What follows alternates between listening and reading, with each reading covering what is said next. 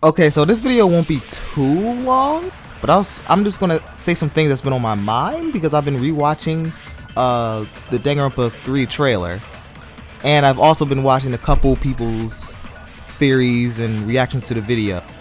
One person said that Kaede might be evil because for a while I did forget that these students are in like a prison-like school. I forgot the name of the school, but it had inmates in them, so that's pretty much saying that these students are a bunch of delinquents. And in this game, we're also using lie bullets. So we have truth bullets and lie bullets. With lie bullets, we're gonna have to lie to people, to get past the class trials now. With all this little bad stuff coming up, obviously everyone here has done something in the past that have got them to be inmates in this prison, or juvie, should you say. Meaning our innocent protagonist that looks innocent isn't so innocent. Now, what if this is like any other Danganronpa game and everyone got their memories erased or something?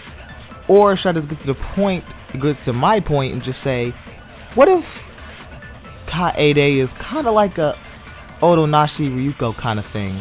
How she looks nice and innocent, but then she'll turn up being like, I don't know, like Junko maybe.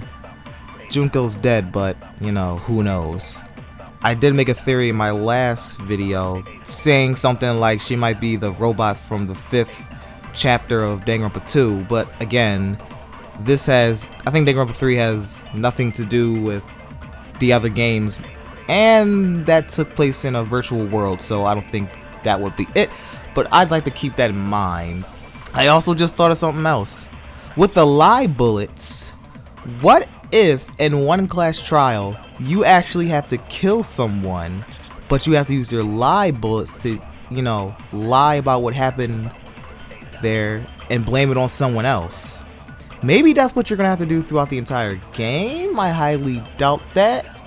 Maybe with lie bullets, it's gonna work like something like maybe you had something to do with the crime, but you have to use your lie bullets to lie about it. Or maybe you're gonna have to lie for another student because you probably know they killed someone, but you're trying to keep them alive for some reason, so you can use your lie bullets. I also didn't say anything about this in my last video, but I did hint at it in the last few seconds of the video. I said that there's one Monokuma, but my video was kind of dark. I didn't notice that there were 5 new Monokuma. I did see the other Monokumas in the background, but they were kind of, but I seen a brightened picture of it, and I seen other Monokumas. There's the Monokuma in the middle. To the right, there's like a pinkish Monokuma. It kind of looks like Monami more so, but it's kind of like a bear, so more Shirokuma-like. Next to that one was like, I think, a bluish or blackish Monokuma with a guitar.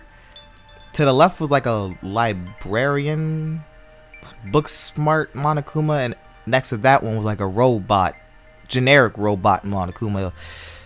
Aren't they all robots? I also noticed something about all the Monokumas.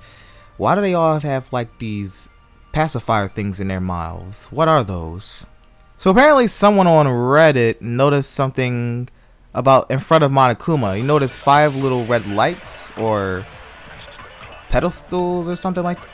I guess that person's, if I remember correctly, the person said something about the 5 Monokumas at the end of the trailer are supposed to stand there, or it's something related to them, and you have to make like everyone has to make like a judgment, and kind of like a jury thing, I'm guessing.